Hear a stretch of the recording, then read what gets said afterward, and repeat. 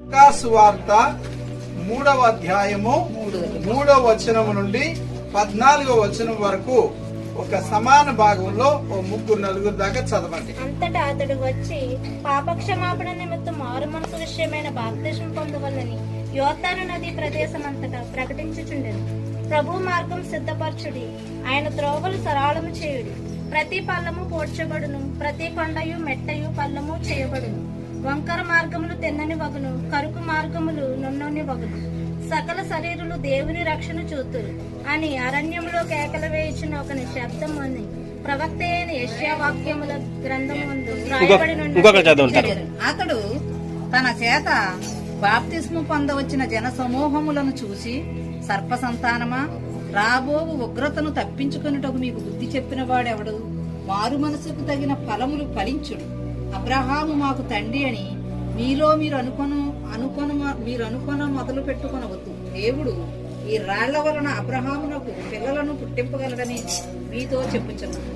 ఇప్పుడే గొడ్డలి చెట్ల వేరున ఉంచబడి ఉన్నది కనుక మంచి ఫలము ఫలించని ప్రతి చెట్టును నరకబడి అగ్నిలో వేయబడునని చెప్పింది.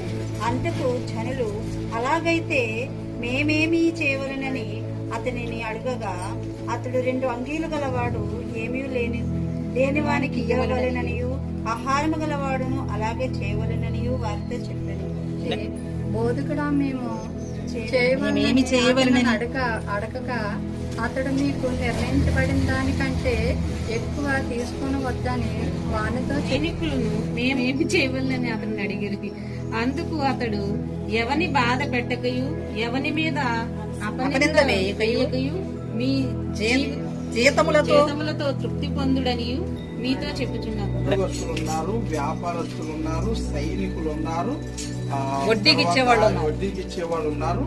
వాళ్ళకు కూడా బాప్తిసం పొందాలని అనిపించి వచ్చారు. అవన్నీ చూసిన యోహానికి ఏమనిపించిందంటే, వీళ్ళకి కొన్ని విషయాలు చెప్పకపోతే తెలియదు, ఎలా ఉన్న వాళ్ళు అలాగే ఉండిపోతారు, కాబట్టి కాస్త గట్టిగా చెప్తే బాగుంటదని చెబితే వాళ్ళలో కొందరికి కొంత బాధ కలిగింది అనమాట. ఆ బాధ కలిగినప్పుడు వాళ్ళు అడిగేశారు. చాలా సంతోషం. ఒకప్పుడు మనకి ఏదైనా ఒక మాట బాధ కలిగితే అడిగేయాలన్నమాట. అడిగినప్పుడు వాళ్ళకి చెప్పారు, ఇది అబ్బాయి మీరు బాప్తిసం పొందుతున్నారు, అలాగే కదా మనకే కదా ఎవరికైనా సరే, ఇదిగో ఇలా ఉండాలి, కఠినమైన వాడు సాధువు అవ్వాలా, చెడ్డవాడు మంచివాడు అవ్వాలా, చెడిపోయినవాడు బాగుపడాలా, ఒకవేళ నేను మంచివాడినే మంచిదాన్ని అని అనుకున్నా సరే ఇంకాస్త లోతుగా వెళ్ళాలి దేవుళ్ళకి. ఇంకొక మాట కూడా చదవండి. అపోస్తలుల కార్యముల గ్రంథం 2వ అధ్యాయము 37, 38, 39.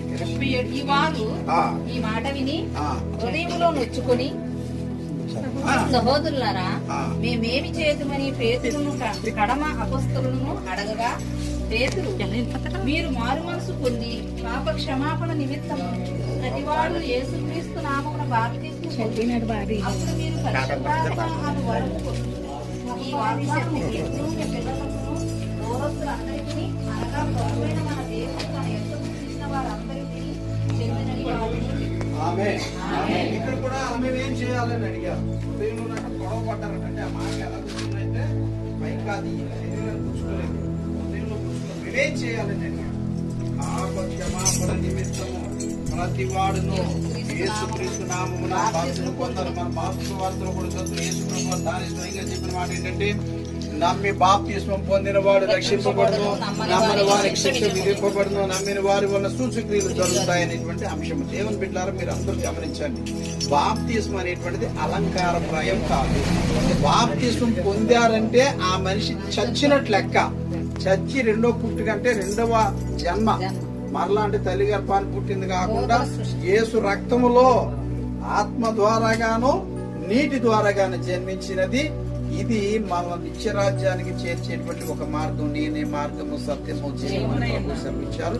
సరే, ఇప్పుడు మనకి మన మధ్య మన ఎదురుగుండా మరి పద్మ గారు ఎప్పటి నుంచో, అయ్యా నాకు బాప్తిసం కావాలి, ఇంట్లో కొంత క్లియర్ చేసుకుని నాకు ఖచ్చితంగా బాప్తిసం కావాలి, ఇలాగే జైలది గారు నాకు ఖచ్చితంగా బాప్తిసం కావాలి, తర్వాత ఒక నపుంసకుడైనటువంటి కందాకి క్రింద క్యాబినెట్ లో ఉన్నటువంటి మంత్రి గారు నాకు కూడా బాప్తిస్మం కావాలి, ఇలా ఎంతో మంది బాప్తిస్మం కావాలి అని అడిగినప్పుడు ఇస్తే అది మనకు మంచిది, వాళ్ళకి కూడా మంచిది. బాప్తిస్మం అడిగినప్పుడు మేము ఆలస్యం చేయకూడదు, ఎట్టి పరిస్థితుల్లో కూడా వారు కూడా డిలే చేయకూడదు అన్న ఉద్దేశంతో ఆ అమ్మ ఈ రోజుకి అంత సిద్ధపాటు జరిగారు. సిద్ధపాటు సొంత నిర్ణయము. తర్వాత కొన్ని సమస్యలు వస్తాయి మరి. కాదు, ఏదైనా ఇబ్బందులు వచ్చినాయి తట్టుకుని నిలబడతారు కదా. రైట్. మరి ప్రార్థనలు మానకుండా ఎన్ని పనులున్నా సరే పనులు పక్కన ముందు ప్రార్థన ప్రభు ఇట్లా చూసుకుంటూ ఉండాలి, నమ్మకంగా ఉండాలి. అంతవరకు నమ్మకుంటే ప్రభు దేవుడు కిరీటాన్ని ఇస్తాడు. ఈ లోకంలో శ్రమ అనేది ఎదురవుతుంది, మీరు ఏం ఎదుర్కోకుండా తెలియకుండా ఉంటారు కదా. అదండమ్మా ఈ కొంచెం సంఘం ఎదుట మరి పద్మ గారు ఇచ్చిన సాక్ష్యం మీద బట్టి కూడున్నటువంటి వారందరి సమక్షంలో ప్రభువైన యేసుక్రీస్తు వారి తండ్రి యొక్కయు కుమారుని యొక్కయు పరిశుద్ధాత్మ నామములో వారికి బాప్తిస్మిచ్చుతూ నేను మీకు ఏ ఏ సంగతులను ఆజ్ఞాపించుతునో వాటన్నిటినీ చేయవలనని వారికి తెలియచేయమని శిష్యులకు ఆజ్ఞాపించారు.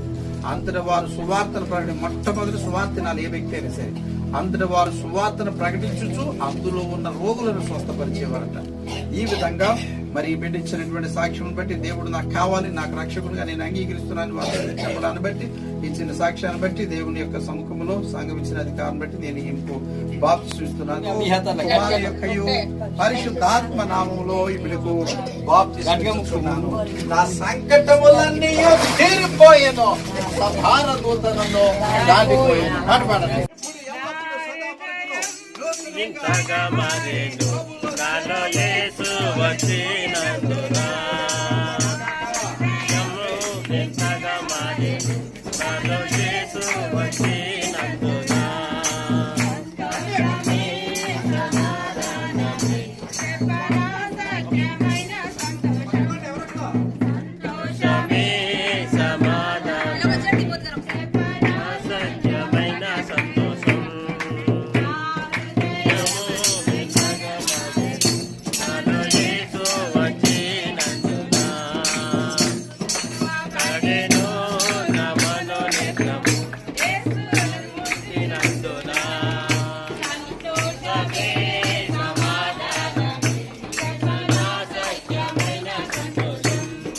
సంతోషమే సమాధానం, అసత్యమైన సంతోషం.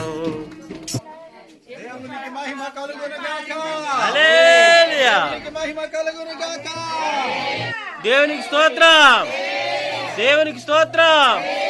బోలో క్రీస్తు మహారాజ్ కి, బోలో క్రీస్తు మహారాజ్ కి. నా హృదయము వింతగా మారే